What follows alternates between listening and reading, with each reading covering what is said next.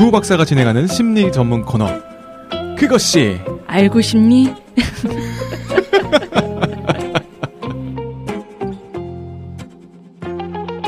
자, 그러면 두 번째 시간 한번 가보겠습니다. 청취자님들 조금 머리 좀 식히고 오셨나요? 머리가 아프신 건 아니죠? 네. 네, 그럼 한번 이어가 볼게요. 네, 다음으로 다룰 분은 이제 비네라는, 네, 비데가 아닙니다. 비네입니다. 네, 알프레드 비네라는 분인데, 네. 이분이 사실 여러분이 살면서 한 번쯤은 해봤던 지능 검사를 처음으로 개발한 분입니다. 초등학교 때 했던 지능 검사. 네, 그래서 시작을 이제 지능 검사의 시작을 비네로 보고 있는데요. 그렇죠. 이분이 이제 프랑스 사람인데, 네, 네. 그래서 뭐 발음을 어떻게 해야 되는지 모르겠어요. 그냥 저는 그 비네라고 부르는데 원래 발음은 다를 수도 있을 것 같아요. 프랑스적으로 하면. 그렇죠. 네. 아, 죄송합니다. 와우. 지루하실까봐 지금 뭐라도 하려고 그랬는데 욕심이었어, 약간. 네. 네. 그래서 이분이 이제 이 검사를 개발한 목적은 학교에 가서 이제 적응을 하지 못하는 친구들이 많은 거예요. 그래서 학교에 갈 학생들을 이제 선별하기 위해서. 그래서 학교에서 일정한 교육을 따라가기 어려운 아이들을 이제 구별하기 위해서 개발하게 되었다라고. 선별 검사였네요, 원래는. 그렇죠. 네. 근데 이게 나중에는 미국으로 전해지면서 미국으로 들어오는 이민자들을 선별하기 위한 검사로 개발이 되게 된 거죠. 그렇게 되기도 하고. 네. 예, 검사 도구가 네. 뭔가 사람을 판단하는 잣대가 되기 시작했네요, 이때부터. 그렇죠. 예. 그래서 그렇게 사람들을 지적으로 좀 선별하기 위한 도구로 사용되기 시작된 거죠. 네. 그 다음에 이제 루이스 터만이라는 분인데 이분은 이 비네의 검사를 가지고 와서 이제 우등생을 가려내기 위해서 스탠포드 비네 IQ 검사, 여러분들이 현재 쓰고 있는 그 전형을 이제 갖추게 됩니다. 네. 네, 그래서 이 터만의 IQ 검사는 이제 여러분들도 아실 만큼 이제 역사상 가장 오래 지속되고 있는 심리학 연구이자 네. 현재 진행되고 있는 연구입니다. 그렇죠. 그리고 연구이자 심리 검사라고 네. 할 수 있습니다. 혹시 IQ 몇 나왔어요? 저요? 안 믿으실 것 같아도 얘기를 못 하겠어요. 오, 진짜 높으신 것 같아요. 네, 높게 나왔어요. 아, 그래요? 네. 몇이죠? 높게 나왔는데. 근데 검사를 여러 번 했는데, 네. 그러니까 제가 한 번만 그 IQ에 대한 지수를 듣게 됐거든요. 초등학교 때? 아니요, 고등학교 1학년 때. 고등학교 1학년 네. 때? 네. 그래서 다른 어떤 그 학습지 관련 업체에서. 네, 빨리 말해봐요. 알았으니까 빨리 말해봐요. 네, 131 나왔습니다. 오. 네. 야. 근데 이게 뭐 그렇게, 네. 네. 제가 봤을 때는 그 전에 초중고에서 선생님들이 별 반응이 없었던 걸로 봐서는 네. 그때는 별로 높게 나오지 않았고 이제 고등학교 때 했던 게 좀 그때 운 좋게 높게 나오지 않았을까. 고등학교 때 네. 했던 게 한 네. 150 정도 나오셨던 걸로 알겠습니다. 네. 요즘에는 이 당시 때만 해도 지능검사 그럼 마치 네. 지능 자체가 높은 게 좋은 것처럼 여겨졌잖아요. 네. 네. 네. 근데 조금 이제 변화하는 것들, 앞으로 후천적으로 뭔가 개발되는 것들에 초점이 좀 맞춰지고 그쵸. 있는 추세죠. 네. 네. 그래서 이게 지금 스탠포드 비네 IQ 검사 이걸 보시면 이제 미국에서 한 거기 때문에 미국 중심적이기도 해요. 그래서 이 IQ 검사를 한 거는 이제 우등생을 가려내기 위해서 했는데 보통 이 검사를 산출하는 거는 100을 기준으로 그 연령별 아동들이 평균적인 정신 연령을 가지고 있다라고 하면 100점이 나오는 거예요. 그러니까 예를 들어서 5세 아이가 평균 5세 아이의 정신 역량으로 할 수 있는 인지적 수행 능력을 보였다라고 하면 100. 그리고 5세 아이가 평균 6세 아이의 인지적 수행 능력을 보이면 이제 120 이렇게 산출을 하고요. 네. 근데 5세 아이가 평균 4세 아이의 인지적 수행 능력을 보였다. 그럼 80으로 분류를 하는 거죠. 그걸 더 이제 세분화해서 뭐 85, 90 이렇게 얘기도 할 수 있습니다. 네. 기준은 이렇게 한다라고 보시면 돼요. 그래서 그 나이대에 맞는 인지적 수행 능력을 보이는가가 중요한 거죠. 네. 근데 터만은 사실 이 검사를 통해서 지능에 대한 연구를 하려고 했어요. 그래서 계속 하거든요. 평생을 했는데 이제 이 터만의 연구가 당시에 그 유전학적인 생각과 그리고 미국의 강한 능력주의 사회에 대한 신념으로 그렇죠.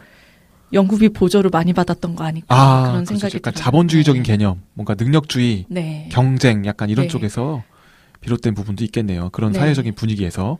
네. 그래서 오랫동안 연구됐던 심리학 연구 중에 하나고요. 터만 연구로 네. 진행이 됐었고, 그리고 이제 터만의 IQ 검사 개발과 비슷한 시기에 미국 군대에서 이제 신병 선발에 대한 검사로 비뇌 검사를 또 다른 방식으로 개발을 하게 됐어요.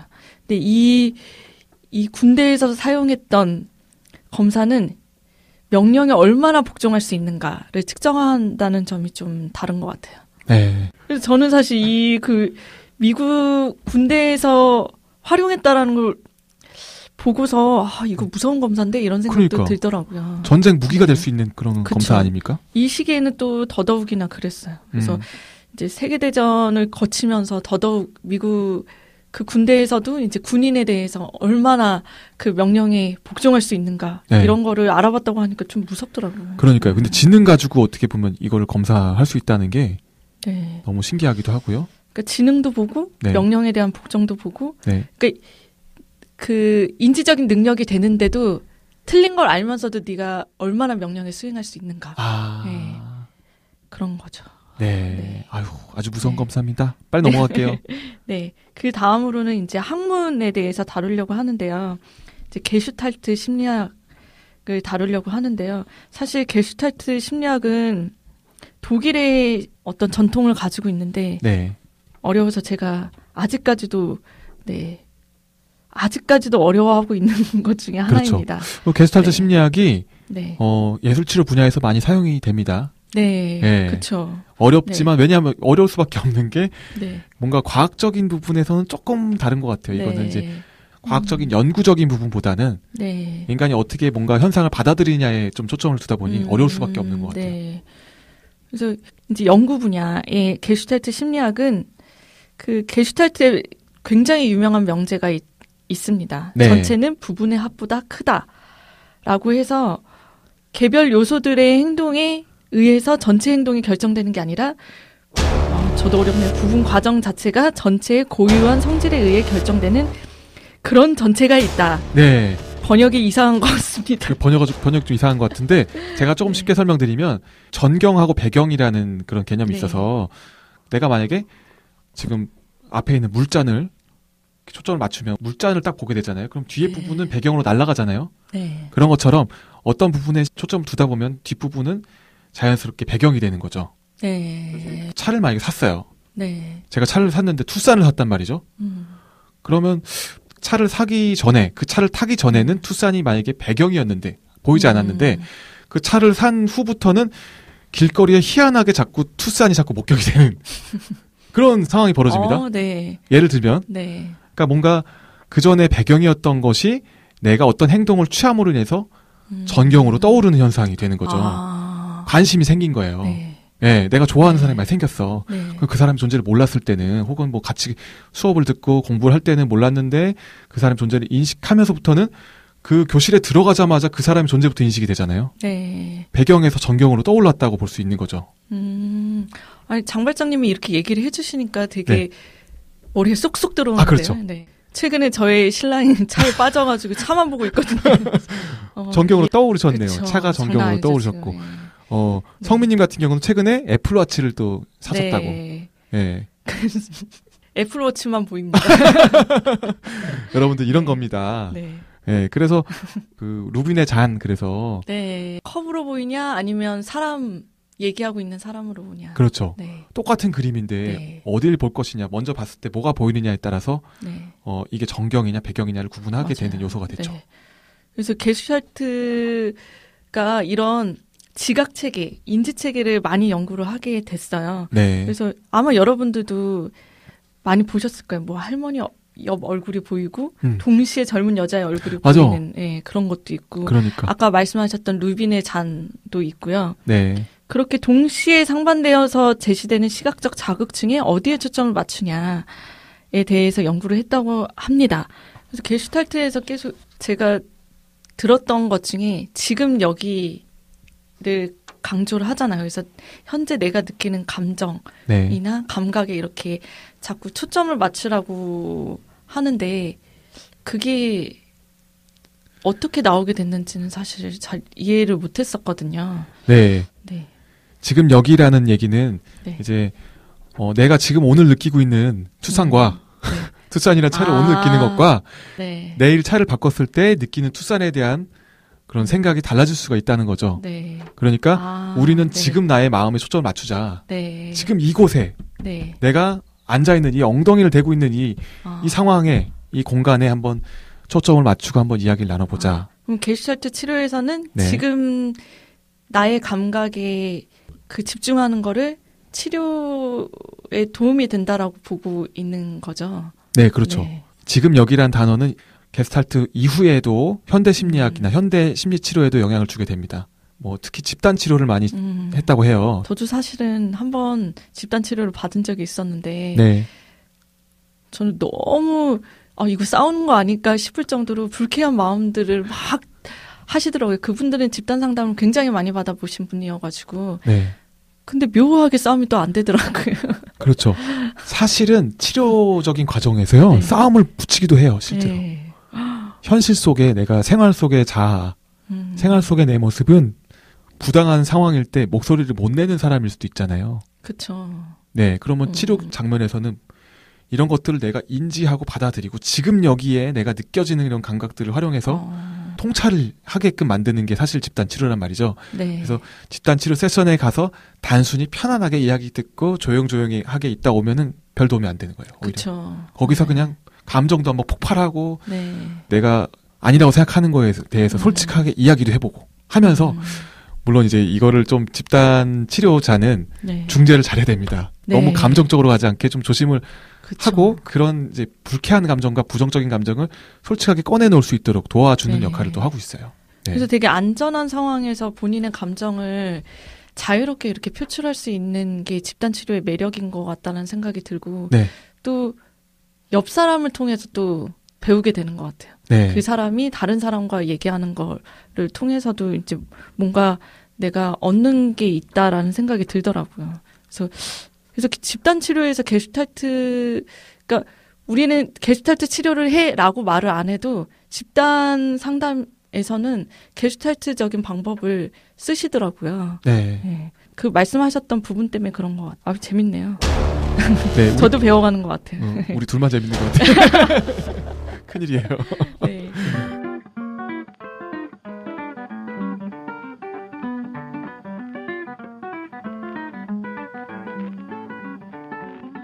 다음으로 이제 다뤄볼 분이 네, 커트 루인이라는 분인데 이분은 사실 심리학 전공자들도 잘 모르는 분이에요. 아, 네. 저도 처음 들었어요. 네, 이분이 이 게슈탈트 심리학에 영향을 받아서 인간의 동기, 정서, 성격과 발달, 인간의 행위에 미치는 사회적 힘들의 영향에 대해서 이제 연구를 하게 된, 그래서 발달 심리학자라고 불리기도 하고 사회 심리학자라고도 불리기도 해요. 아. 그래서 이분이 연구했던 것 중에 그 인종 간의 주거 형태가 어떻게 구성하느냐에 따라서 편견이 감소할 수도 있고 증가할 수 있는가, 이거를 연구했는데요. 지금 이게 이제 사회 심리학이나 문화 심리학에서 연구하는 주제에 가깝기도 해요.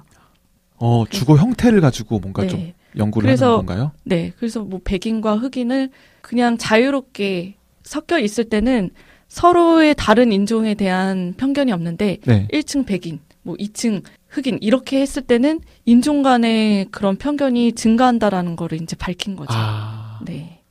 야, 그래서 그렇군요. 섞여서 살아야 됩니다. 예, 그렇군요. 근데 이분이 또 특이한 점 중에 하나가 현대 집단 상담 같은 형태의 어떤 훈련을 처음으로 이제 시도를 해보셨다라고 해요. 그래서 그때는 이제 리더십 훈련이라는 이름으로 진행 매뉴얼을 개발을 했는데요. 네. 사실 이분이 했던 매뉴얼을 보면 집단 상담에 현재 쓰이고 있는 것들이 되게 많아요. 규칙 같은 것들, 뭐 서로의 어떤 그 사회적인 지위를 뭐 드러내지 말아야 되고, 그리고 뭐 얘기를 할 때는 비난을 하지 말아야 되고 이런 규칙들이 있거든요. 네. 그런 것들을 이제 매뉴얼을 많이 만드신 거죠. 네. 그런데 이제 게슈탈트를 제가 모르는 이유가 있습니다.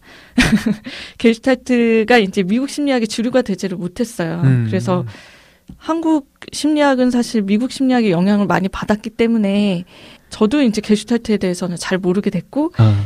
이때 게슈탈트가 뿌리를 내리기도 전에 유행했던 여러분들도 알만한 이론이 나옵니다. 그렇죠. 그때 이제 어떤 게 인기를 받았는가, 네, 인기를 끌었는가 하면 이제 행동주의입니다. 그래서 행동주의의 첫 번째로 다뤄볼 학자는 이제 존 왓슨. 네.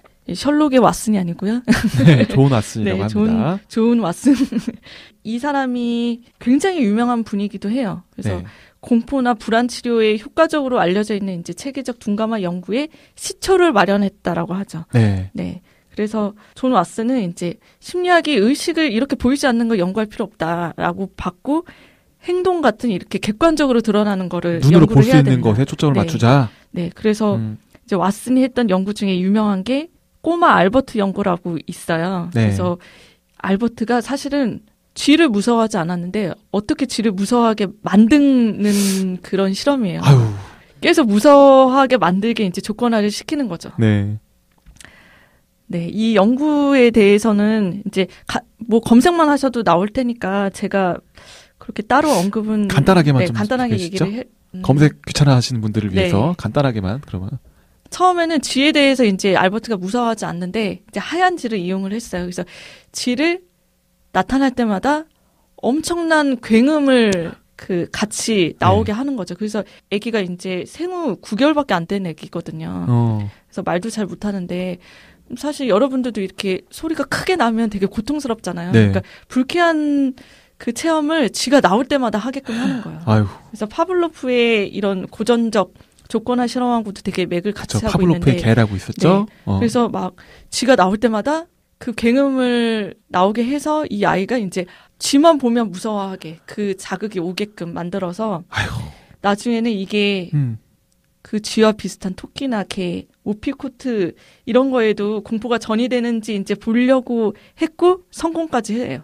그래서 이제 뭐 오피코트만 봐도 애가 막 너무 무서워 막 이렇게 되는 거죠. 아유, 네. 시대 정신에는 안 맞네요, 진짜. 네. 예, 요즘에 이런 연구하면 난리 납니다. 이분이 다 해서 사실은 금지가 된 그렇죠. 것도 있죠. 네. 그래서 근데 사실은 왓슨은 이 알버트의 학습된 공포를 없애는 것까지 하려고 했어요. 근데 알버트가 유아원에서 금세 떠나게 된 거예요. 아. 그래서 할 수가 없었고 대신에 이 체계적 둔감법을 왓슨의 지도 제자가 네. 효과가 있다라는 걸 이제 실험을 통해서 증명을 하게 된 거죠. 사실 이분이 개인사가 재밌어서 제가 개인사를 좀 길게 준비하긴 했는데. 아, 그래요? 네. 그래요? 궁금합니다. 본인이 그 시카고 대학에서 심리학 개론 수업을 하면서 여학생을 만나서 결혼을 하게 돼요. 제자와 사랑에 빠지고. 네. 그러면 뭐 본인도 총각이니까 그럴 수 있죠. 그래서 결혼을 하게 됐는데 네. 나중에 유부남인 상태에서 존스 홉킨슨 대학에서 자기 지도제자 노잘리 라이너라는 지도제자와 또 이제 사랑에 빠져서 양다리를. 그렇죠. 이거는 이제 불륜인 거죠. 불륜이네요. 그래서 학교에서 권고사직을 당하게 돼요. 아, 잘렸어. 그래서 이제 더 이상 뭐 교수가 아니면 사실 심리학 실험을 하기가 어렵거든요. 실험도 못해. 그래서 학교도 잘리고 해서 이 사람이 가게 된 곳이 광고회사예요. 아. 근데 굉장히 열심히 일했나 봐요. 네. 그래서 4년 만에 부사장으로 초고속 승진을 하게 됐고 광고계에서 굉장히 명성을 떨치게 돼요. 그래서 여러분들도 뭐 아실 수도 있는데 네. 광고를 보면 굉장히 그 공포를 주는 광고들이 있으니까 겁을 주는 거죠. 네. 이거 안 쓰면 어떻게 될 거야 라고 겁을 주는 컨셉이 있는데 이 분이 먼저 하셨습니다. 아. 네, 알버트 연구와 비슷하게. 아, 그랬구나. 네, 그래서 존슨 앤 존슨 즉 베이비 파우더 광고를 하면서 이거 안 쓰면 아이가 되게 오염에 노출될 수 있다. 이거 써야 된다. 라는 식의 이제 겁을 주는 컨셉으로 해서 성공을 했고요. 그리고 광고에 이제 의사들의 추천서를 네. 제시를 하면서 이제 신뢰 효과를 주기도 했죠. 아유, 안 되겠네, 이 사람. 네. 진짜 안 되겠어. 돈도 많이 벌고 그러니까. 이제 성공을 했죠. 성공은 했는데 안 되겠어, 네. 진짜. 그래서 지금 사실 이 광고에서도 흔히 쓰는 효과들이죠. 그렇죠. 겁 주는 것과 신뢰. 어. 아마 광고를 접하시는 분들도 이제 기초적인 거에는 잘 흔들리지 않아요. 네. 근데 제가 봤을 때는 이렇게 겁을 주거나 신뢰를 주는 거 너무 믿지 마십시오. 이것도 네. 거짓일 수 있습니다. 그러니까요. 과대 광고일 수 있습니다. 네.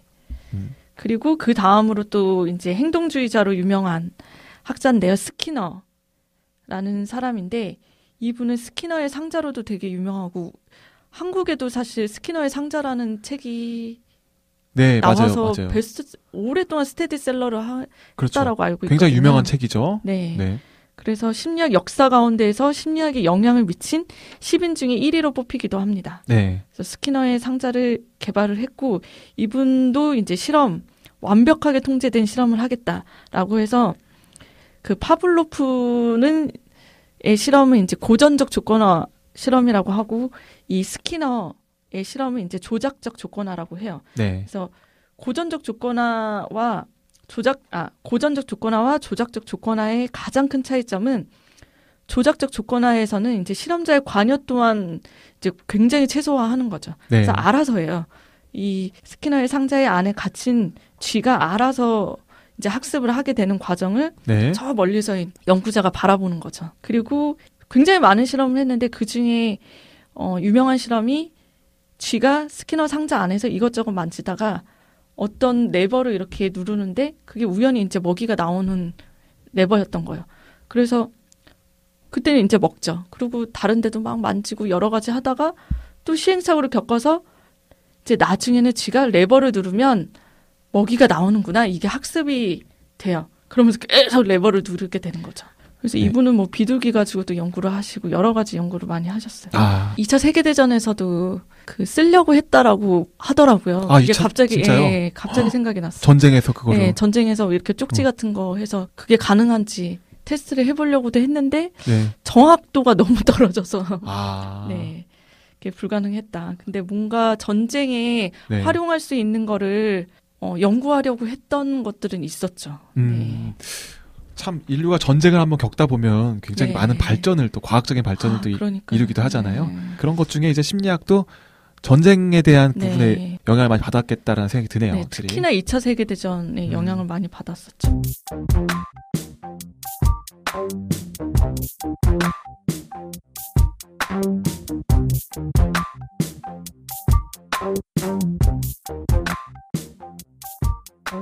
잠시 동시대의 다른 학문에 대해서 이제 얘기를 해볼 텐데 여러분들이 좀 많이 들어보셨을 것 같아요. 정신분석학, 프로이트. 야, 많이 드디어 들어보셨을 나왔어. 드디어 네. 나왔어. 네. 근데 프로이트는 사실 연구 분야에서는 이 사람을 네. 잘 껴주지 않는 편인 거죠. 그닥 왜냐하면 쳐주지 않죠? 과학적이지 않으니까. 네. 네. 그래서 근데 당시에도 행동주의 심리학자들이 이때 정신분석학이 굉장히 유행하고 있었는데 매우 싫어했다고 합니다. 아. 그래서 맨날 싸웠다라고 하고 있어요. 그렇죠. 눈에 보이지 않는 무의식을 또 탐구하셨던 분이니 네. 이게 뭔 개소리냐. 네. 그분들 입장에서는 그렇죠. 이렇게 하실 수밖에 없었을 것 같아요.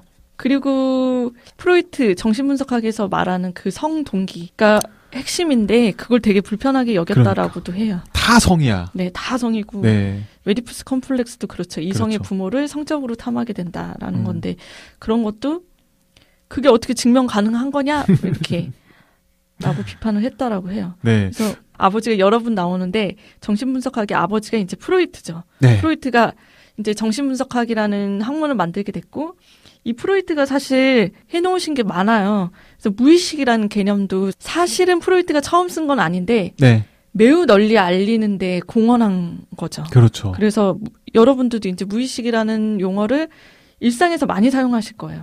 근데 사실 보이는 개념이 아니고 아닌데도 어떻게 보면 지각하고 있는 거라고 할 수가 있거든요. 그러니까 내가 없는 거를 있다라고 생각하고 있는 것 중에 하나가 이제 무의식인 거죠. 네. 그래서 인간의 정신세계에 대해서 이제 프로이트는 욕망을 추구하는 이드가 있고 그리고 이드와 슈퍼에고를 가교 역할을 하면서 이제 현실적인 문제를 해결하는 에고. 그래서 이드, 에고, 그 다음에 현실 세계에서 이룰 수 없는 높은 이상적 가치를 추구하는 초자아. 네.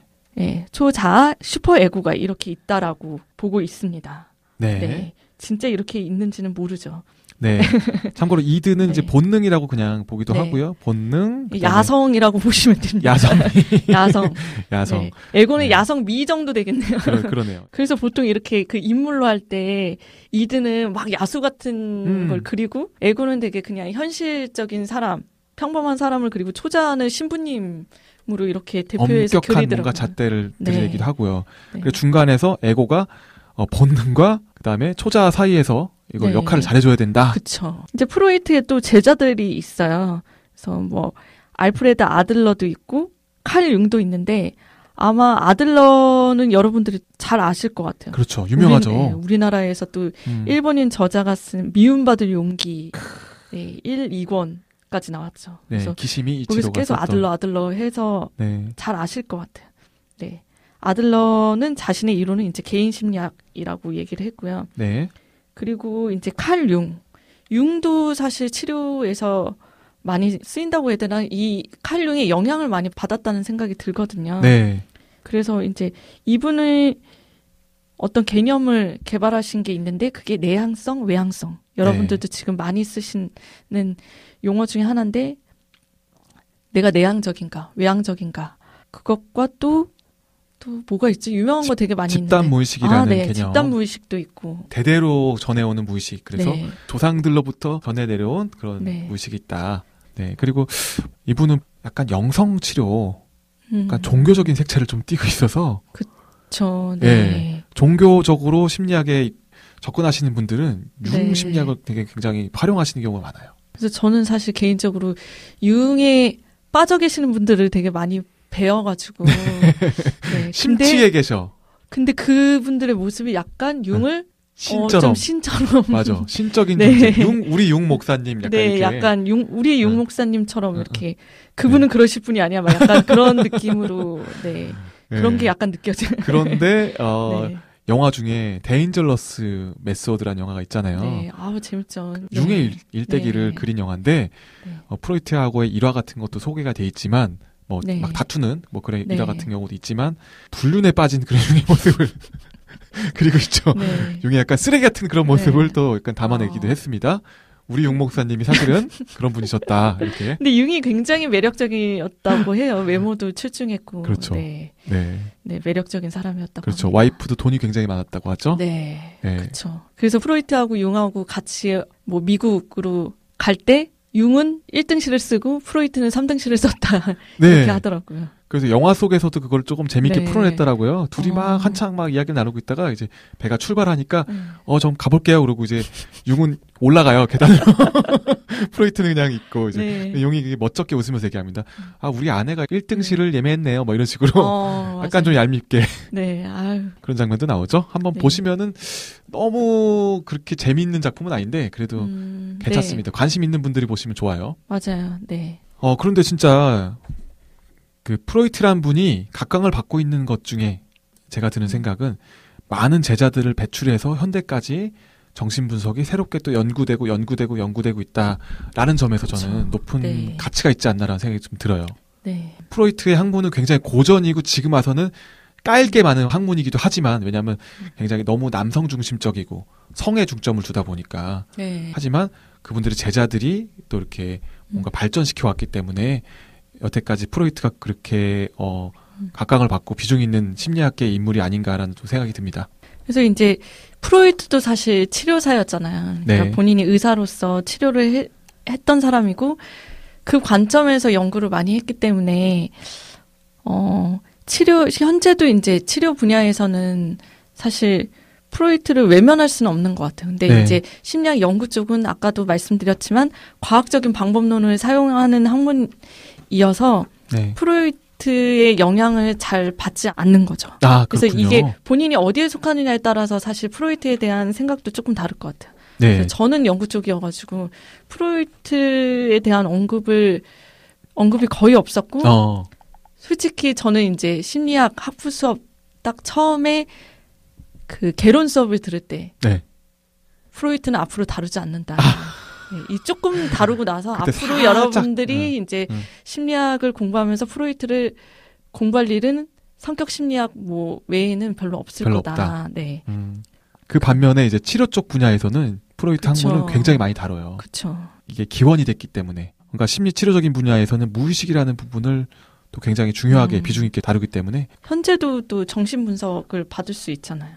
그렇죠. 아직까지 치료 분야에서 융 쪽을 받을 수도 있고 이제 프로이트 쪽을 받을 수도 있고. 네. 네. 정신과 의사분들 그리고 네. 뭐 프로이트 학파분들이 또 한국에 있기 네. 때문에 그분들한테도 받을 수가 네. 있죠. 그리고 꿈 분석도 받을 수가 있어요. 네, 꿈 분석. 저 꿈 분석 받아봤어요. 아, 그래요? 유강파에 어때요? 계신 분석가분한테 꿈 분석을 받아봤는데 여러분들 이거 여담이지만 조금 지루함을 좀 덜어드리려고 네. 제가 하는 얘기인데 궁금해.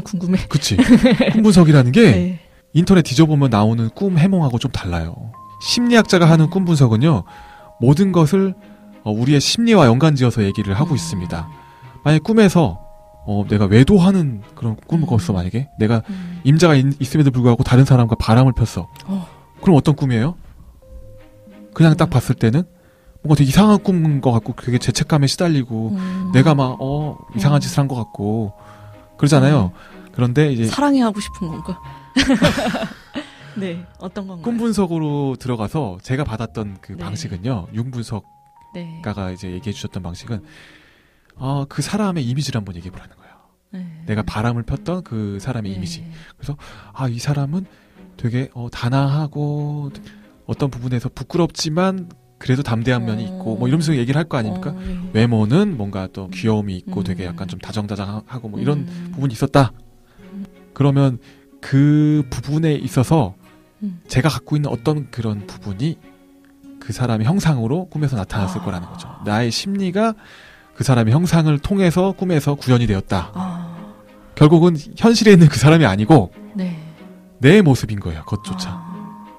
만약 꿈속에서 되게 막 그 추악한 내 모습이 나왔어요. 내가 막 사람을 막 죽이고 다. 그럼 내가 막 죄책감이 들잖아요. 만약에 네. 꿈 깨고 나면은 뭐 이상한 꿈이야. 네. 근데 그거 아니다. 좋은 꿈이다. 막 이러세요. 네.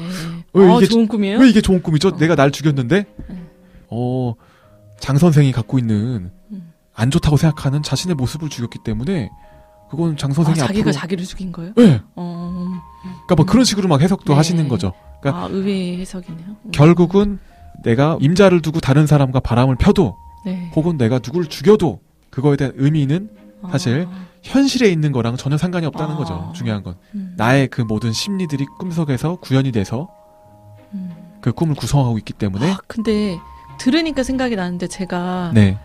꿈을 반복해서 꾸는 꿈이 있거든요. 그래요? 반복해서 누가 나와요. 무슨 꿈이야? 남자 나와요? 근데, 네, 남자가 나와요. 그래요? 근데 꿈속에서도 저는 바람을 못 피는 거예요. 그래서 꿈에서조차도 그러니까 그 꿈에서도 저는 결혼한 상태고 네. 그 나오는 그 제3의 인물은 박보검 씨가 나왔어. 저는 사실 박보검 씨를 별로 그렇게 좋아하지 않았었는데 그 꿈을 꾸고 이제 좋아지게 됐거든요. 그랬구나. 그러니까 뭔가를 하진 않고요. 둘이서 그냥 계속 울어요. 네. 우리는 이루어질 수 없어. 그리고 그런 박보검 씨 나오는 꿈을 한 3번 정도 꾼 것 같아요. 근데 거의 비슷하게. 재밌다. 우리는 이루어질 수 없어. 그리고 막 울고. 왜 꿈속에서라도 나는 자유롭지 않은가. 일어나서 많이 생각했습니다. 진짜 그거는 진짜 심리를 반영하고 있는 부분이 있을 것 같아요. 이게 꿈 분석이라는 게 그래서 너무 재밌었던 건 꿈을 기록해서 가라고 합니다. 기록해서 오라고 해요. 내 꿈을 기록하라고. 근데 이게 웃긴 게 꿈을 기록하기 굉장히 힘들어요. 내가 꿈꾸고 일어나잖아요. 그렇죠. 까먹어요. 네. 그래서 꿈 분석을 받으러 다닐 당시에는 옆에다가 이제 머리맡에다가 항상 노트하고 펜을 두고 잤어요. 그리고 일어나자마자 막 적는 거야. 그렇게 해도 기억이 안 나거든. 저도 해봤는데 하면서 까먹더라고요. 하면서 까먹죠. 왜냐면 이게 꿈이 일관성이 없잖아요. 그렇죠. 그러니까 까먹게 되고 네. 흐름 놓치고 안 이어지고 뭐 이런 게 많죠. 꿈이 진짜 무의식 영역이라고 생각이 됐던 거는 그 꿨던 것이 내 의식이 돌아와서 뭔가 제자리를 찾아갈 때쯤에 사라지거든요. 네. 그래서 기억이 안 나게 사라지는 그 순간을 포착해서 막 글씨를 써갖고 가는데 이제 글을 쓰게 되면 의식이 또 개입이 됩니다.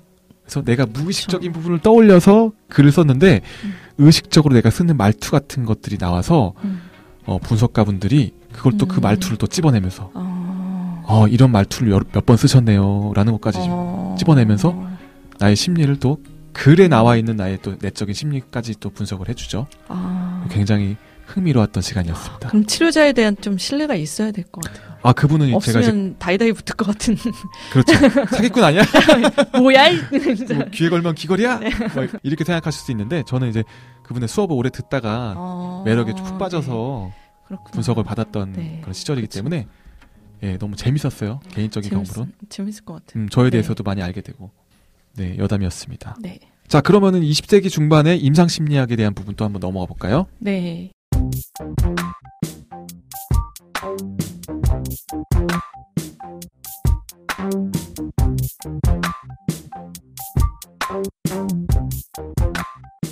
이거는 장발장님이 더 잘 아시겠지만 네. 이제 임상심리학이 20세기 중반에 이제 등장을 하게 돼요. 그 이유가 이제 1, 2차 세계대전을 겪으면서 전쟁 후에 정신장애 증상을 보이는 그 재향군인의 수가 급증하게 된 거예요. 네. 그래서 이 사람들을 치료해야겠다라고 해서 현대의 임상심리학이 등장하게 됩니다. 네. 그래서 임상심리학과 상담심리학을 이제 헷갈려 하시는 분들이 있을 거예요. 그래서 임상심리학은 주로 병원에서 그 정신적 증상을 치료하기 위한 학문이라고 할 수가 있고, 네. 상담심리학은 일상생활을 영위할 수 있는 사람들을 중심으로 이분들이 보이는 이제 신경증적인 증상을 완화하고, 그리고 보다 중요한 거는 이제 내적인 성장을 도모하는 네. 분야라고 할 수 있습니다. 그래서 임상심리학자라고 하면 보통 병원에서 좀 보다 강도 높은 정신장애 환자들을 이제 치료하시게 되고, 그렇죠. 상담심리학자들은 이제 상담소를 보통에서 일을 하시고, 상담소에 찾아온 이제 일상생활이 가능한 내담자의 이제 내적인 인격적인 성숙을 이제 하도록 조력하는 역할을 하는 거죠. 네. 네. 그래서 조금 덧붙이자면 상담이라는 거는 상담 현장에 가보면 학교 같은 데서 많이 이루어지는 경우가 있고요. 상담소 네. 같은 데서 이루어지는 경우가 있잖아요. 네. 그래서 약을 굳이 먹지 않아도 이 가장 큰 차이는 약을 먹느냐 안 먹느냐인 것 같아요. 약을 먹을 정도면 굉장히 조금 심각한 네. 뭔가 조치가 필요한 상태잖아요. 네. 그래서 일반 상담에서는 학교 생활에 적응하기 힘들거나 혹은 그런 문제들 네. 그런 것들을 가지고 개인의 성장을 위해서 진행을 한다고 하면 병원, 정신병원 이런 데서 이제 병리가 깊어서 정신분열이라던가 네. 이런 정도까지 갔을 때 이제 그런 경우에는 임상심리학적인 관점에서 그렇죠. 병원에서 병리적으로 판단해서 이분의 그 병이 8년 동안 이제 정신분열을 앓고 계신 분이 계셨다면 이게 한순간에 상담으로 이게 치료가 되진 않잖아요. 그렇죠. 굉장히 오랜 시간 또 진행을 하고 약도 같이 드셔야 하기 때문에 그렇죠. 이게 갈릴 수밖에 없습니다. 네. 병리가 얼마큼 깊냐 네. 얕냐에 따라서 이렇게 분야가 나뉘는 네. 거죠. 참고로 저는 이제 정신분열 그 환자분들과 함께 미술 치료를 현장에서 네. 진행을 하고 있습니다만 목적은 사실 정말 치료가 되는 게 목적은 아니에요. 네. 그래서 어떤 치료든 간에 어떤 치료적 목적을 갖고 있느냐에 따라서 좀 달라지는 것 같아요. 네. 그리고 치료자에 따라서도 좀 다를 것 같아요. 치료자가 어떤 네. 그 입장을 가지고 있느냐에 따라서도 좀 다르지 않을까. 근데 보통 임상심리학자들은 네. 정신과 의사하고 같이 일을 하다 보니까 네. 자꾸 어떤 그 치료자로서의 관점을 많이 갖게 되는 것 같고 네. 상담자는 좀 조력자의 역할을 많이 하시는 것 같아요. 네. 치료자하고 내담자가 조력자. 다 가지고 있다. 네. 상담 입장에서는 내담자가 도움이 필요한 부분을 알려주는 거. 네. 그쪽에 초점을 둔다면 치료자는 진짜 직접적으로 개입해서 치료하는 쪽이 네, 증상의 가깝죠. 완화를 목적으로 하죠. 네. 네. 자, 그럼 인심리학으로 네, 한번 넘어가 볼까요? 인지심리학도 사실은 그 슬프게도 전쟁으로 인해 인기를 끈 학문인데요. 네. 제2차 세계대전 이후에 인기를 끌게 됩니다. 그래서 대표적 연구자로 피아제라는 연구자가 있습니다. 야, 피아제 인지발달 이론 굉장히 많이 네. 소개가 된 이론이죠? 그렇죠. 인지발달에 대한 초기 연구는 네. 이전에 제가 말씀드린 것과 같이 지능검사가 이제 주를 이루었어요. 네. 근데 이제 피아제가 실생활에서 아동들을 관찰하면서 자신의 이론을 발전시키게 됐는데요. 여기에서 아주 유명한 인지발달 단계, 피아제가 만든 인지발달 단계가 나오는데 이제 뭐 0세에서 2세는 감각 운동기다. 네. 2세에서 7세는 전 조작기다. 7세에서 11세는 이제 구체적 조작기, 11세 이후는 형식적 조작기, 이렇게 4단계로 구분된다라고 하고 있습니다. 네. 그래서 아이를 키우시는 분들은 사실 그 인지발달 단계를 이렇게 보실 것 같아요. 근데 저는 사실 지금 아이가 없기 때문에 변하는 모습을, 발달하는 모습을 보지는 못했는데, 이제 아이를 생각하면서 좀 들어주셨으면 좋겠어요. 그래서 네. 그런데 참고로 이제 네. 남성이면서 육아를 하고 계신 심리학 네. X 팟캐스트에 네. 윤 PD님께서 네, 잘 아시겠네요. 네, 육아에 대한 그런 네. 주제를 가지고 방송을 했을 때 네. 심리학도기 때문에 네. 육아 굉장히 잘하실 것 같다. 이런 것들 다 아시지 않습니까? 그랬더니 다 필요 없다고. 현장에선 다 필요 없어. 다 다르다고. 아이들 그쵸. 다 다르다고.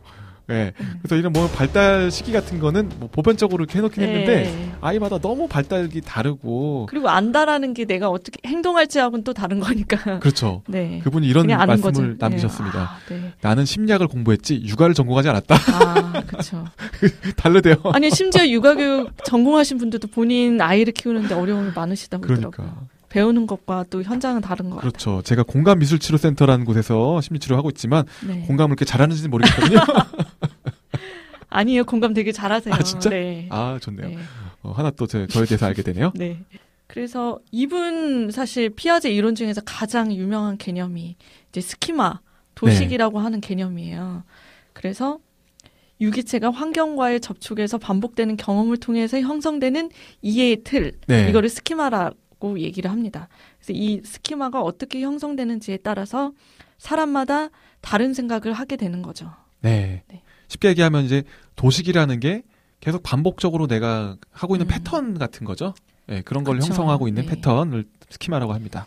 뭐 예를 들어서 장 발장님이 저를 때렸는데 네. 그럼 저는 저의 경험을 통해서는 때리는 사람은 나쁜 사람 이렇게 하는 거죠. 근데 어떤 사람인 경우에는 때리는 게 나에 대한 애정 표현 이렇게 사랑의 매 그렇게 그 스키마가 형성될 수도 있는 거죠. 그 뭐 이런 예를 들어요. 이상한 예를 지금 시국이 어느 때인데 지금 시대 정신을 좀 전혀 반영을 때리실 분이 아니기 때문에 그래요? 네 언급을 할 수 있었던 것 같아요. 네. 이거 또 다르게 얘기하면은 제가 아까 패는 걸로 알 것 같네요. 차라리 맞는 사람을 가면 좋겠어 이미지. 네. 또 다르게 얘기하면 이게 심리학자들만의 뭐 이런 패턴 그 아들러 분 같은 경우는 아들러 심리학자 같은 경우는 뭐 라이프 스타일이라는 개념으로 이걸 설명을 하고 있고 그래요? 예. 게스탈트 같은 경우는 정경과 배경으로 얘기를 하고 있는데 그쵸, 조금씩 물론 다른 개념이지만 약간의 비슷한 그런 핵심적인 부분은 비슷한 겹치는 부분이 있는 것 같아요. 그렇구나. 삶의 맞아요. 패턴이죠. 내가 맞아요. 바라보는 관점과 이런 것들. 그렇죠. 네. 그래서 같은 걸 바라보면서도 약간 다른 게 용어를 붙이는 경우도 있는 것 같아요. 그렇죠. 심리학자들도 자기네 이름을 조금 널리 알리기 위해서 그렇죠. 스키마란 말도 썼다가 뭐 자기 용어를 또 뭐 심리학 이름도 자꾸 뭐 개인 심리학이니 분석 심리학이니 이렇게 여러 개 갈래로 조금 쓰더라고요. 그럼 성공했네요. 브랜딩에 성공한 거죠. 성공했네요. 네. 아무래도 성공한 사람들을 저희가 지금 다루고 있는 그렇죠. 거겠네요. 그렇습니다. 네, 브랜딩에 성공한 그런 심리학자들을 다루고 있습니다. 네. 그리고 이제 거의 끝을 다다르고 있는데요. 이제 사회심리학에 대해서 다뤄보려고 해요. 그래서 사회심리학 개론서가 처음 나온 게 1908년입니다. 그래서 사회심리학 또한 이제 핵심적으로 연구를 하게 된 게 또 안타깝게도 제2차 세계대전 이후였어요. 야, 그 전쟁이 한번 쓰고 지나가니까 심리학이 확 그냥 진보를 했어요. 네. 그래서 대체 인간이 뭐길래 하면서 이제 연구를 한 거죠. 그러니까. 아이고. 그래서 이제 사회심리학에서는 이 인간의 심리와 행동이 사회적 상황에 따라서 어떻게 변화하는지를 이제 보는 거예요. 그래서 초기 사회심리학자로 대표적인 인물이 두 분을 들 수가 있는데 이제 밀그램과 짐바르도를 들 수가 있어요. 되게 두 분 성함이 굉장히 무거워 보여요. 한 분은 그램이 이름에 들어가 있고 짐바르도는 짐이 들어가 있어서 둘 다 무거운 느낌이 범상치 않은 이름을 갖고 계십니다. 둘 다. 네. 그래서 짐바르도는 현재 생존해 계십니다. 그래요? 네. 그리고 이제 밀그램 두 분이 또 친구분이시더라고요. 그래서 먼저 이제 밀그램에 끼리끼리 대해서 논다고 이름이 또 밀그램에 대해서 이제 다뤄보려고 하는데요. 이분은 이제 1961년에 예일대학교에서 권위에 대한 복종 실험으로 뭐 밀그램 실험이라고도 불리는데 이 실험을 이제 진행하게 됩니다. 이 실험은 아마 EBS에서도 들어보신 적 있을 것 같은데 전기 충격을 주는 실험이에요. 근데 가짜예요. 전기 충격을 진짜 주는 건 아닌데 이제 연기를 하는 거죠. 근데 그 전기 충격을 줄 수 있는 선택을 하느냐 마느냐를 그 실험으로 측정을 하는 건데 이 연구를 하게 된 게 밀그램 할아버지가 이제 나치에 의해서 굉장히 고통을 받으셨던 그 유태인이라고 하더라고요. 그래서 어떻게 이렇게 나치 복역자들이 유태인들을 무참하게 학살하는데 동참했을까? 여기에서 다 평범한 사람들도 많은데 어떻게 이렇게 잔인한 일에 동참하게 됐을까? 네. 그 인간성을 상실하게 되는 행동을 알고 싶어서 이 실험을 하게 됐다라고 해요.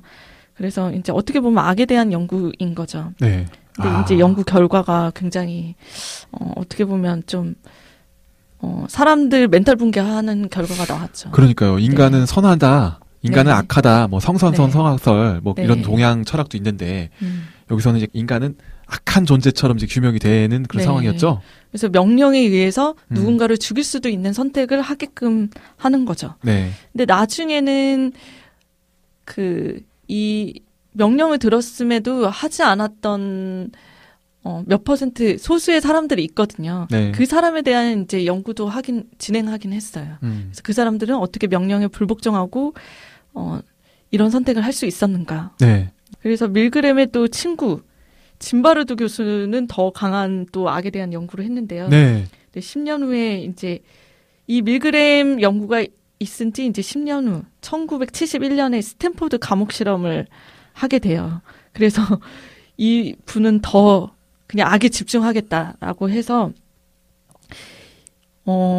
이제 인간의 악에 대해서 연구를 하겠다라고 해서 이제 스탠포드 감옥 실험을 하는데 이 실험은 되게 간단해요.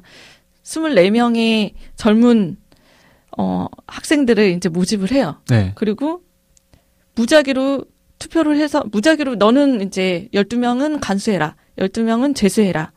그래서 간수는 간수의 역할을 하고 재수는 재수의 역할을 하라고만 얘기를 하고 이제 짐바루드는 빠지죠. 그리고 CCTV로 이렇게 지켜봐요. 근데 원래 연구는 2주밖에 2주를 계획하고 있었는데 2주를 채 진행을 못했다고 합니다. 왜냐하면 이제 간수 역할을 맡은 친구들의 그 잔인함이 점차 극대화됐고 그걸 바라보는 이 짐바루드도 본인의 악한 모습이 드러난다라는 게 느껴졌대요. 그래서 그때 당시에 지도 제자면서 약혼자였던 분이 이제 그만해야 된다. 여기서 중단해야 된다라고 해서 한 일주일 만에 이제 중단을 했던 실험이에요. 아, 그렇죠. 네. 영화가 떠올리는데요. 네. 엑스페리멘트라는 영화 있었죠? 네. 그 영화에서는 심지어 사람을 죽이기까지 하는데 네. 그거는 더 잔인하게 하는 거죠. 그렇죠. 네. 그러니까 끝까지 갔을 경우. 그렇죠. 네. 실제로는 죽이진 않았죠? 이 실험에서. 그 전에 이제 중단을 했죠. 그런데도 사실 밀그램 실험에 참여했던 사람들도 그렇고 네. 이 스탠포드 감옥 실험에 참여했던 사람들도 그 엄청난 그 심적 고통을 호소했다라고 해요. 그래서 다큐멘터리로도 만들어졌어요. 트라우마에 시달리는 그런 상황까지. 내가 이렇게까지 잔인한 선택을 했다니. 라면서 이제 괴로워하는 거죠. 그러네요. 동조 현상으로 뭔가 다 같이 그냥 동조가 돼서 그 군중 심리에 취해서 내가 하는 행동이 뭔가 정당화가 되고 되게 그 잔인해지고. 상황에서는 그렇게 된 거죠. 그래서 이게 비판을 사실 굉장히 많이 받았어요. 뭐 실험이 사실 악에 대한 실험이기도 하고 그리고 참여자들도 굉장히 고통을 호소했고 하니까 근데 2004년에 이 현실판 스탠포드 감옥 실현이 돼요. 진짜요? 네. 그래서 현실이 그래서 어떤 한 사건이 있는데 이라크에 파병된 미군이 이제 이라크 포로를 잔인하게 성고문 학대한 사건이 발생하게 돼요. 사진도 있고 뭐 동영상도 있는데 이게 이제 외부로 알려지게 된 거죠. 그래서 스탠포드 감옥 실험이 이제 현실에서 일어났다라고 해서 짐바루드도 사실 이 미군 그 포로를 잔인하게 고문했던 그 미군들이 법정에 섰을 때 증인으로 또 서기도 해요. 그래서 이런 상황 되게 제한된 상황이었다라고 해요. 그래서 외부하고 소통도 할 수 없는 상황에서 그 스트레스의 강도가 굉장히 높은 심지어 적진에 있잖아요. 그러니까 미군도 이제 언제 죽을지 모른다라는 생각 때문에 외부하고는 소통도 안 되고 그런 긴장감 그래서 같은 긴장감에 의해서 이제 이라크 포로들을 잔인하게 스트레스를 막 풀고 또 내 적이고 내 전우를 앗아간 그런 적이라고 생각하니까 뭔가 그 목표가 잔인함이 이제 흑백 논리가 이제 극대화가 됐을 것 같고 나냐 적이냐. 이제 짐바루드는 누구나 그런 상황에서는 그럴 수 있다. 그렇게 얘기를 하고 있습니다. 근데 계속 악에 대해서 연구를 하다가 짐바루드가 이제 나중에는 2000년 이후에 이제 긍정 심리학이 나오게 되면서 네. 짐바루드도 더 이상은 이제 악한 거는 연구하지 않겠다. 그리고 인간의 선한 측면에 대해서 이제 연구를 하기 시작했어요. 아, 그래요. 그래서 영웅적 상상력 프로젝트라고 해서 인간이 어떻게 이제 영웅이 될 수 있는가. 그래서 테드 여러분들 이제 테드 뭐 보신 적 있을 것 그렇죠. 같은데 테드 테드에서도 유명하잖아요, 연구를 이분이 이제 강의를 하셨어요. 네. 주제는 인간은 어떻게 괴물 혹은 영웅이 되는가라는 주제로 이제 강연을 그래요? 했습니다. 유튜브에 찾아보면 나오나요, 바로? 네, 바로 나와요. 아, 그래요? 네네. 자막도 돼 있고? 네, 자막도 돼 있습니다. 유명해서 궁금해서 좀 봐야겠어요. 집에 가면서. 재밌습니다. 네. 여러분들도 한번 보시면 좋을 것 같아요. 그래서 마지막으로 이제 제가 전공을 했던 문화심리학에 대해서 다뤄보려고 하는데요. 여러분 끝이 다다랐습니다. 네, 피날레는 지금 네. 자기 전공으로 가나요? 네. 그렇죠. 네. 그래서 문화심리학이 짱이다. 문화 네. 최고. 네. 문화심리학은 이제 인간이 세상을 인지하고 인간의 심리와 행동에 문화적 영향이 있다라고 보는 심리학이에요. 네. 그래서 기존의 심리학은 문화의 영향을 보지 않았다. 우리는 이제 문화의 영향까지 보겠다라고 나온 학문입니다. 네. 그래서 처음에는 사실 비교 문화 심리학 연구가 더 먼저 나왔어요.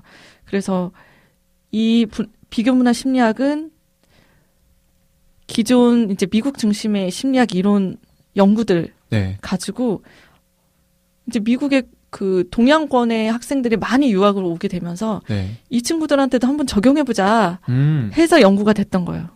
그래서 사실 이 비교 문화 심리학 연구에서는 이제 인간이 모두 동일하다라는 인간 보편성 가정이 많다라는 걸 증명하고 싶었는데 네. 그렇지 못했던 거죠.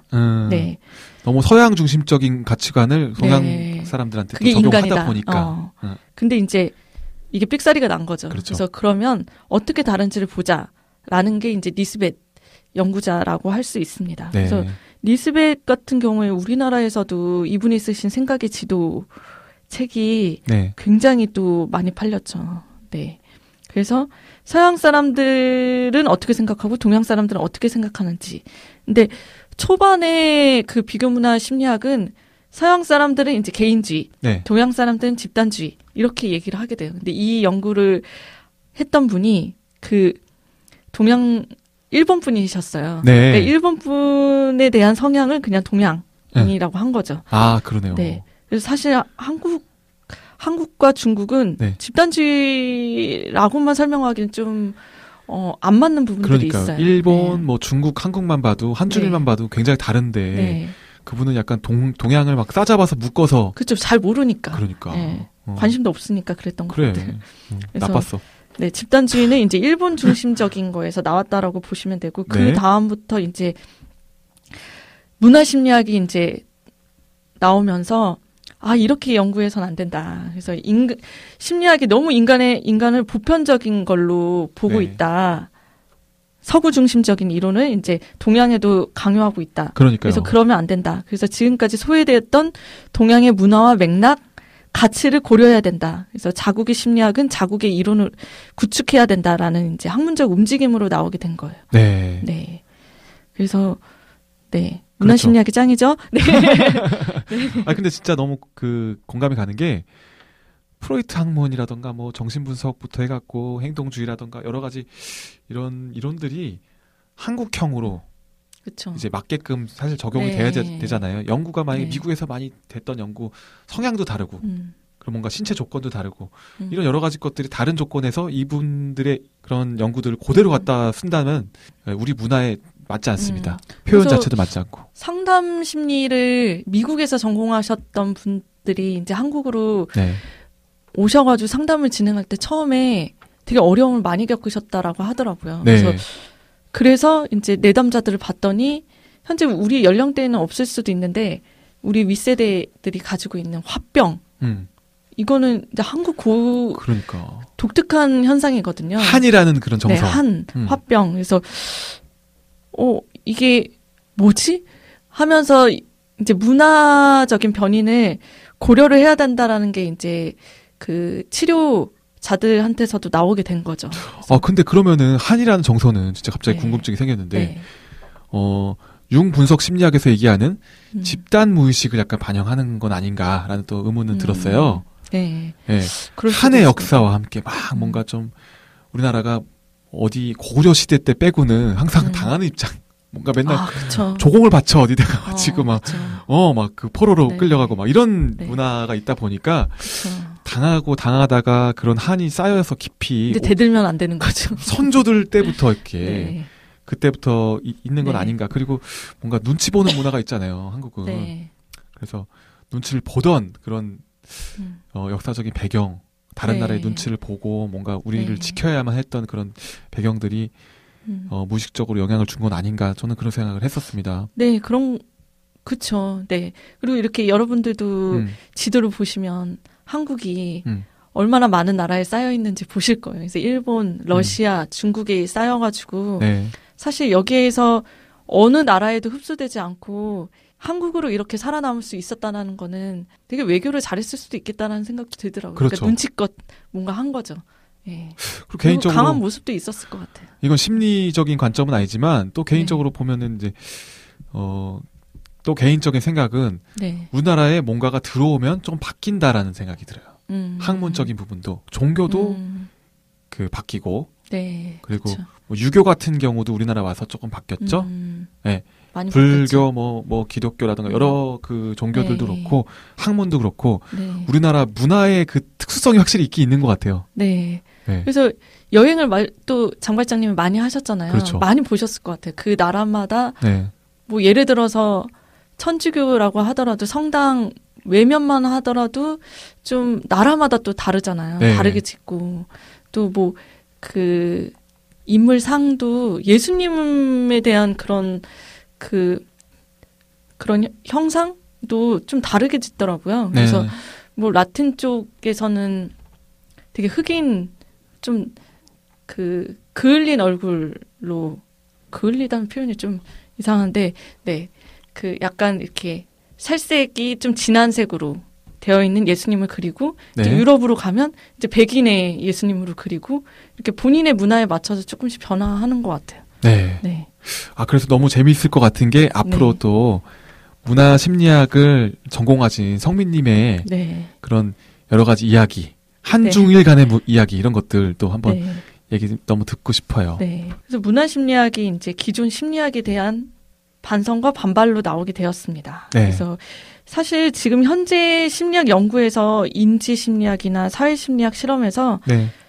현재는 이제 문화적 변인을 많이 고려하고 있어요. 상담 쪽에서도 그렇고, 네, 그렇게 이제 고려를 하고 있고요. 네.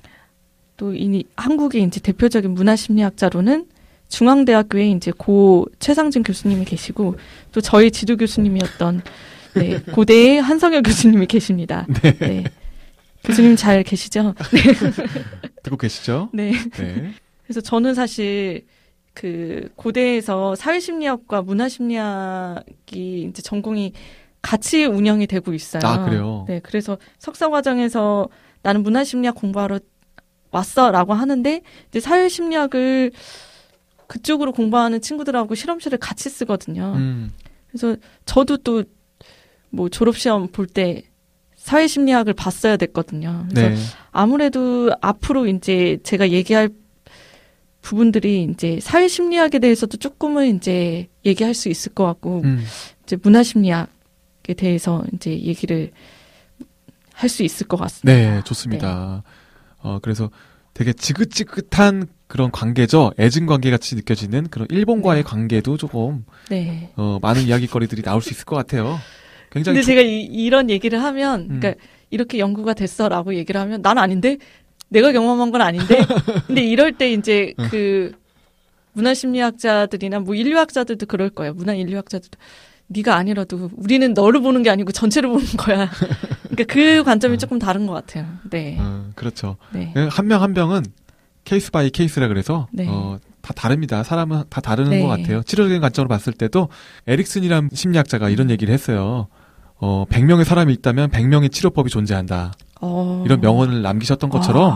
장발장님은 되게 아시는 게 많네요. 그 치료 그래도 계통에서. 보고 얘기하는데 장발장님은 다 지금 생각나셔가지고 하시는 거잖아요. 아, 대단하시다. 제가 한때는 또 굉장한 네. 덕질을 또 했었던 시간이 진짜요? 있었죠. 지금은 조금 공부를 멀리하고 있는데. 네. 저는 근데 이 시간을 통해서 저의 지적인 면이 드러날 거라고 생각했는데 오히려 장발장님의 되게 지적인 모습을 많이 보는 것 같아요. 그렇습니까? 네. 예. 네. 미드를 즐겨보는 남자 미남 장발장입니다. 네. 네. 미남입니다. 네, 그래서 오늘 너무 재밌었던 게 이렇게 이론적인 얘기 들으면서 현장에 대한 이야기도 같이 함께 추가적으로 할 수 있었던 뜻깊은 시간이지 않았을까. 네. 그리고 성민님이 주장하는 문화심리학이 최고다. 짱이다, 짱 먹었다. 라는 이제 마무리와 함께 이렇게 또 함께 해본 시간이었는데요. 첫 시간 어떠셨어요? 사실 오기 전에 걱정을 많이 했는데 제가 아침도 안 먹고 와가지고 나중에 이거 녹화 끝나고 나 실신하는 거 아니야? 제가 되게 밥에 약하거든요. 그래서 이거 못하는 거 아니야? 막 이러면서 지금도 눈이 파르르 떨리고 있어요? 네, 지금 제가 또 신체 증상으로 나타나거든요. 눈이 파르게 떨리는 것과 또 손이 떨려요. 그러니까 네, 아침은 중요합니다. 밥을 못 먹으면 야성미가 드러난다는. 그렇죠. 무의식이 올라와서. 네. 그래서 제가 무슨 말을 하는지도 사실 중간에 몰랐을 때도 있었어요. 네, 그래서 마무리는 무슨 말 하는지 모르고 오늘 소감을 마무리하셨습니다. 네, 다음에는 더 잘하겠습니다, 여러분. 네. 네, 좋습니다. 이렇게 심리에 대한 다양한 궁금증을 파헤쳐볼 그것이 알고 심리 코너는 여러분들의 개인적인 궁금증도 함께 풀어갈 예정입니다. 앞으로 그래서 팟빵 너 그러고 싶니 댓글창하고 타임투힐 @네이버닷컴에 남겨주시면 저희가 방송에서 그 궁금증들을 모조리 파헤쳐보도록 하겠습니다. 와, 다 풀어드리겠습니다. 파헤쳐드리겠습니다. 네, 밥 먹고 나서 할게요. 다음번에는. 네. 오늘은 사실 이제 심리학에 대한 기초를 마련하는 시간이라고 생각하고 준비했기 때문에 이제 기초를 마련했으니까 좀 다음 시간부터는 이제 재밌는 이야기들, 재밌는 주제거리를 들고 와서 얘기를 나눠보겠습니다. 네, 좋습니다. 우리가 간간히 게스트들 모셔볼 생각이죠? 그렇죠. 네, 아주 귀한 분들을 모실 예정입니다. 심리 분야에 또 특화되어 있는 그런 분들, 심리 전문 인력 그리고 현장에서 일하시는 분들도 좀 모셔볼 생각입니다. 제가 절대 할 수 없는 이야기들, 현장의 이야기들을 들려주실 수 있을 것 같아요. 네, 좋습니다. 저도 할 수 있어요? 네. 오늘 많이 봤어요. 그래요? 너무 지적이셔가지고 너그러고 심리를 들었을 때는 이분은 그냥 재밌는 사람이구나 라고 생각을 했는데 이렇게 지적인 면도 있으실 줄이야. 네. 여러분도 아마 장발장님의 다른 모습을 보지 않았을까. 네, 그렇습니다. 미남 장발장이라는 거 기억해 주시고요. 야성미님. 네, 야박? 저는 야박. 네, 야박 야성미. 네, 좋습니다. 오늘 첫 시간 이렇게 마무리하도록 하고요. 다음 시간도 많이 기대해 주세요. 마치겠습니다. 기대해 주세요. 네. 감사합니다. 감사합니다.